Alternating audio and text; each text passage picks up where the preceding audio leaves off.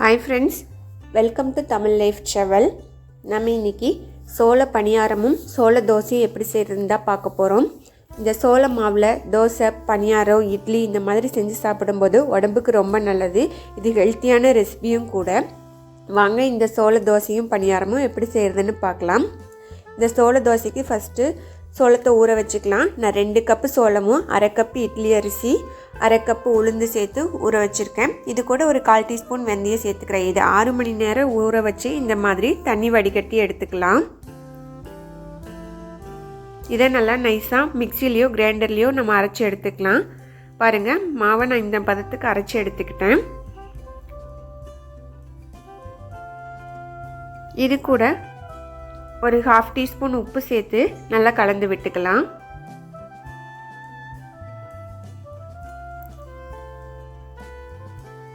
உப்பு சேர்த்து கரைச்சி வைக்கும் பொழுது மாவு சீக்கிரமாக புளிச்சு வரும்.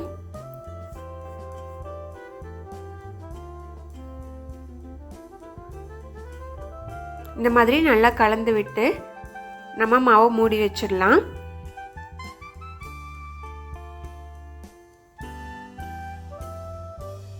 இப்போ நான் 6 மணி நேரம் கழித்து ஓப்பன் பண்ணி பார்க்குறேன். மாவு எப்படி புளிச்சு வந்திருக்குன்னு பாருங்கள்.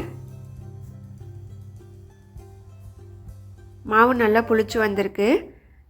நார்மல் இட்லி மாவோட கம்பேர் பண்ணும்போது சோள மாவு சீக்கிரமாகவே புளிச்சு வந்துடும். இந்த மாதிரி நல்லா மிக்ஸ் பண்ணி விட்டுக்கலாம்.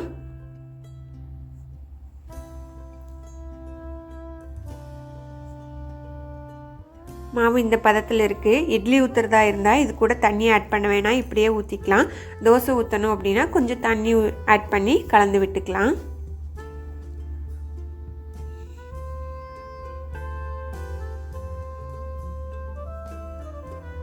இப்போ தோசைக்கு மாவு ரெடியாக இருக்குது.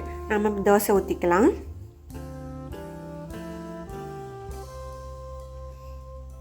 தோசைக்கல் நல்லா சூடு பண்ணியிருக்கேன். இதில் நம்ம தோசை ஊற்றி எடுத்துக்கலாம்.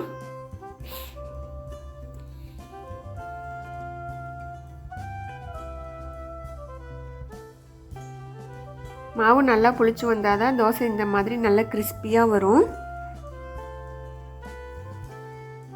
இது கூட தேவைப்பட்டால் நீங்கள் எண்ணெய் சேர்த்துக்கலாம்.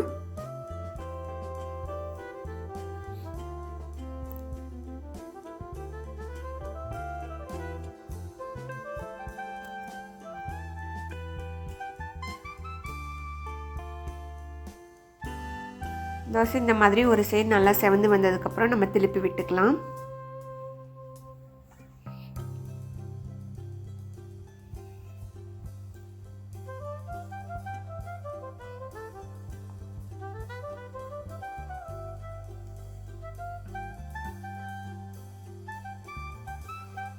தோசை சூப்பராக 2 சைடு செவந்து வந்துருச்சு. நம்ம இப்போ இதை எடுத்துடலாம்.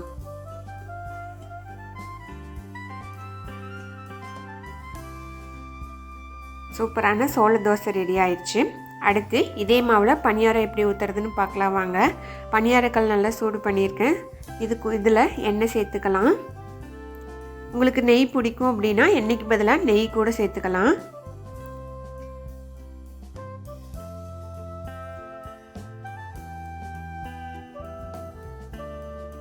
பாருங்கள், மாவு ஊற்றும் பொழுது 3/4 குழி ஊற்றினாலே போதும். மாவு வெந்து வரும் பொழுது சரியாக இருக்கும்.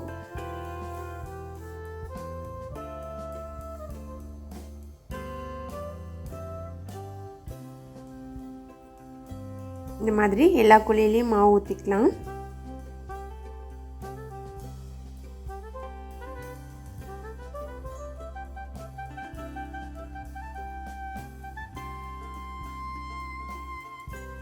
ஒரு சைடு நல்லா இந்த மாதிரி செவந்து வந்ததுக்கப்புறம் நம்ம திருப்பி விட்டுக்கலாம்.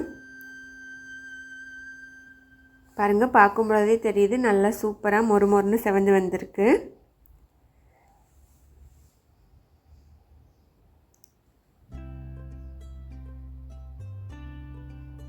சோள பணியாரத்தை பொறுத்த வரைக்கும் கொஞ்சம் எண்ணெய் அதிகமாக சேர்த்தா நல்லா டேஸ்ட்டாக இருக்கும்.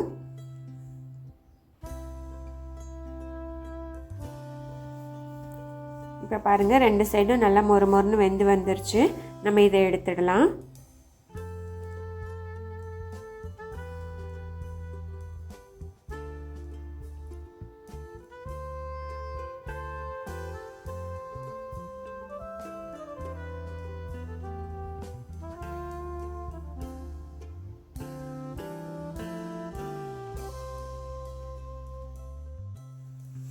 பாருங்கள், சூப்பரான சோள தோசையும் பணியாரமும் ரெடி ஆயிடுச்சு. வீக்லி ஒன்ஸ் இந்த ரெசிபி செஞ்சு சாப்பிடும்போது உடம்புக்கு ரொம்பவே நல்லது. நீங்களும் இதே போல் செஞ்சு பார்த்துட்டு எப்படி இருக்குன்னு ஃபீட்பேக் சொல்லுங்கள். இந்த வீடியோ பிடிச்சிருந்துச்சுன்னா லைக் பண்ணுங்கள், உங்கள் ஃப்ரெண்ட்ஸுக்கெல்லாம் ஷேர் பண்ணுங்கள். மறக்காமல் தமிழ் லைஃப் ட்ராவல் சேனலுக்கு சப்ஸ்கிரைப் பண்ணுங்கள். தேங்க்யூ.